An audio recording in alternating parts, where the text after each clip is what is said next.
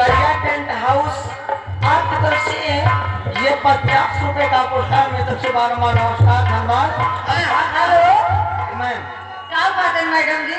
अरे सुंदर सुशील रानी तुम्हारी सुरतिया सुंदर सुशील रानी तुम्हारी सुरतिया तुम्हारी सुरतिया रानी तुम्हारी सुरतिया तुम्हारी सुरतिया रानी तुम्हारी सुरतिया रानी को लगे रानी मीठी बतिया रानी को लगे आगे छोटे लाल गौतम भैया 10 रुपए का पुरस्कार देने से बार बार नमस्कार। लेकिन कहना है क्या कहना है जी? जिस गाँव से अच्छा हम समझ गए सेकंड किया बा यही इंतजार रहा। अरे हमारे चाचो है रामपाल हमारी पूजा दे रही बा जिस गाँव से ये खड़खड़ा है था इंतजार जिसके लिए दिल था बेकरार वो घड़ी आ गई प्यार में हद से गुजर जाना है यार बिना तो मर जाना है।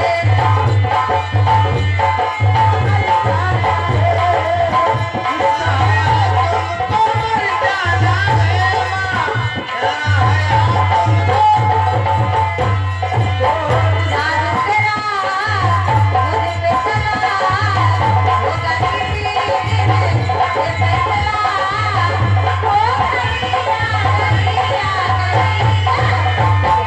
हद से गुजर जाना है यार बिना तो मर जाना है।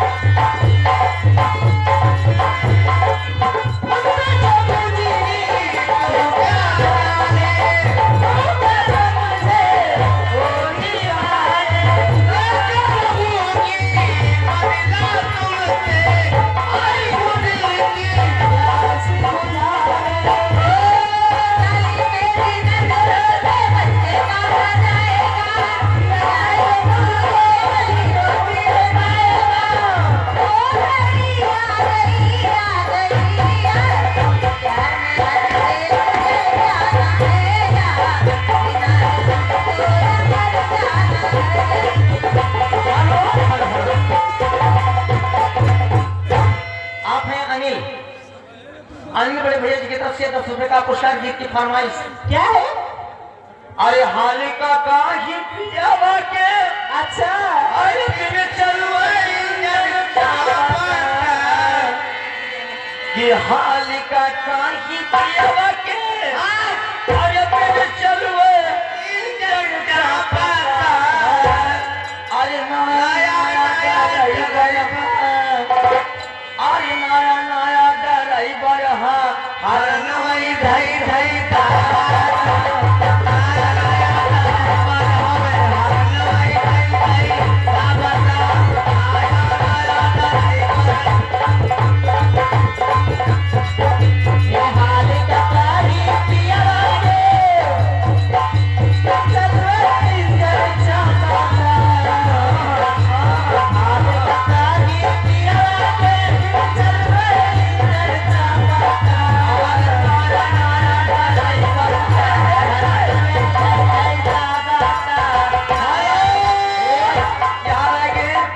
बच्चन तिवारी लाइट हाउस वाले बच्चन तिवारी लाइट हाउस वाले जितना लाइट सिस्टम लाग बा शायद नहीं है।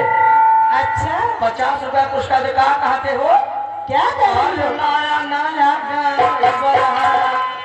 ये वो मैं विपिन अच्छा विपिन है विपिना ड्राइवर अरे नया नया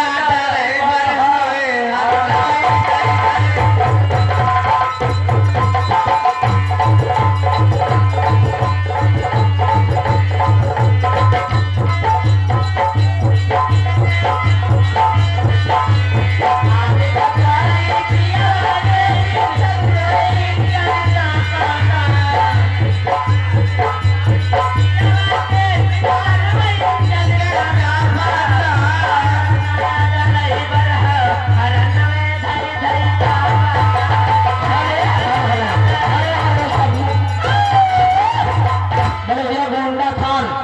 गोंडा खान माफिया आपकी तरफ से ये 50 रुपए का पुरस्कार मिले थे। शिवा नमस्कार धन्यवाद जय।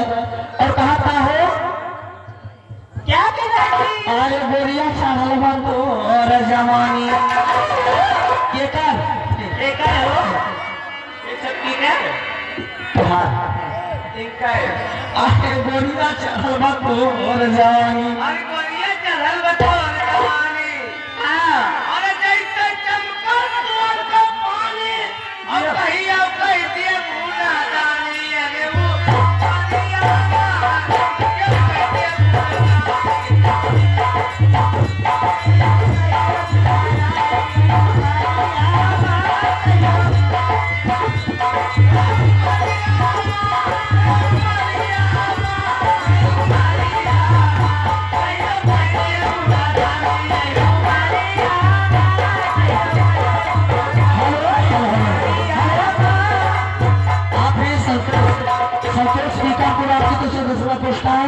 भैया जी की फरमाइश बाबा साहब की गीत हो जाए कहना है।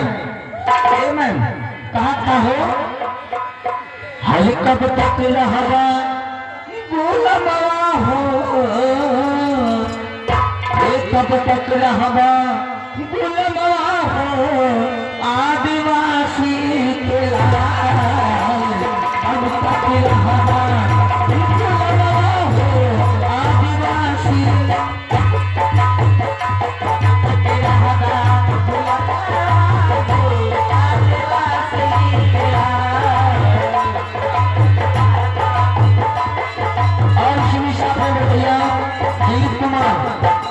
कुमार प्रधान कंपारपुर आपकी तरफ से 10 रुपए का पुरस्कार में दशहरा वाला इसी गीत पर कब तक रहबा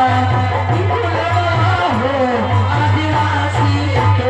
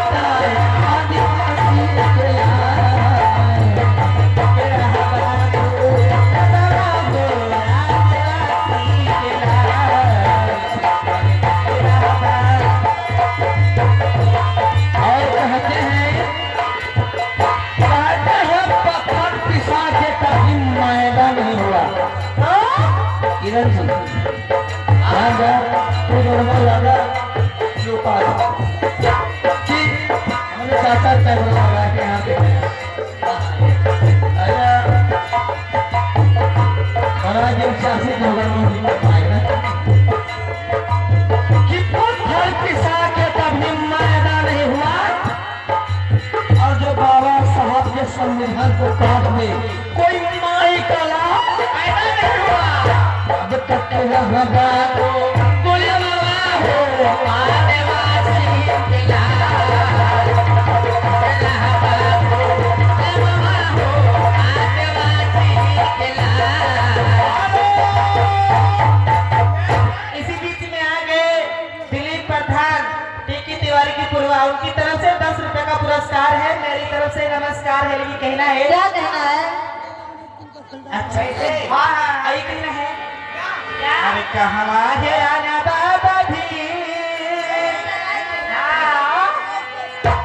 कहवा है राना बाबा जी किया तो है देशवा पुकारे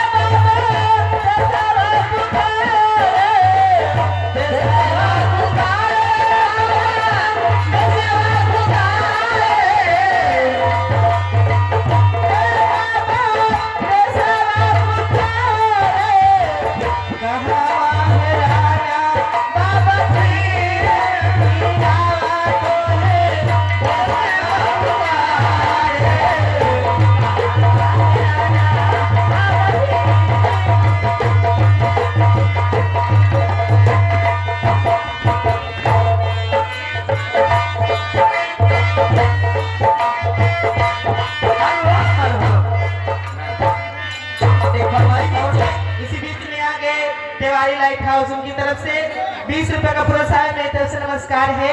लेकिन कहना है मैम एक गीत की फरमाइश हमारे आप 100 रुपए पुरस्कार पहले ही दे चुके हैं।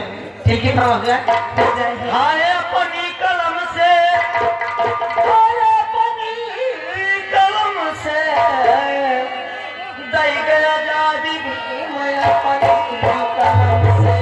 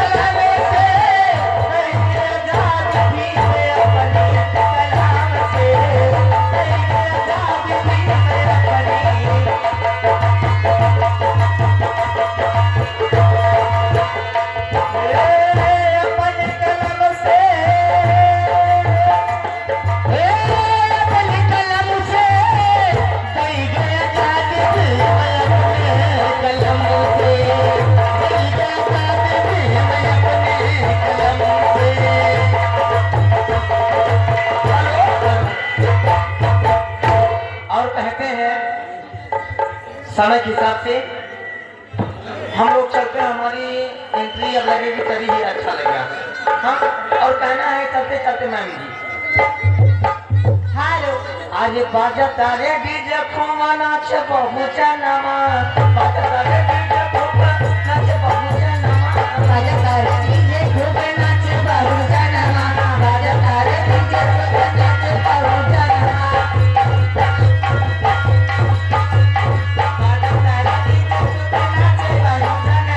बाबा जी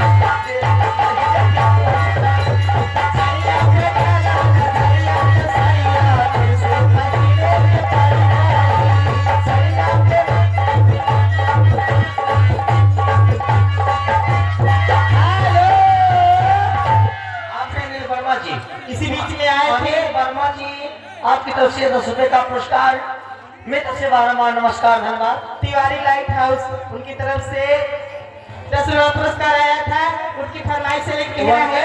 उनका फरमाइश जरूर क्यों नहीं है कई सखी लाल ब्लाउज पे लाल सड़िया, सखी लाल ब्लाउज पे लाल सड़िया, हमर पिया चलाओ डीजल गाड़िया, हमर पिया चलाओ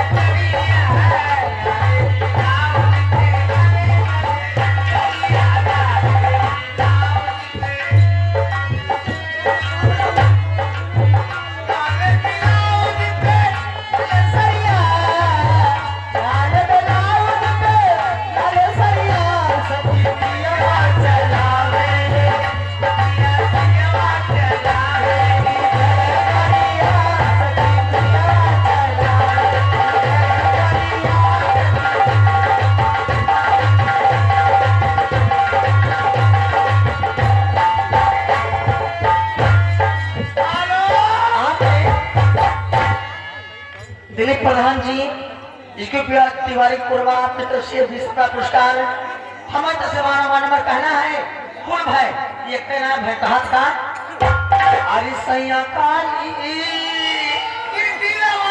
के ललिता पूरा राजा आके घरवा तू तब के समझा अरे सैया काली, अरे सैया काली साड़ी लैया कमर में अच्छी पचा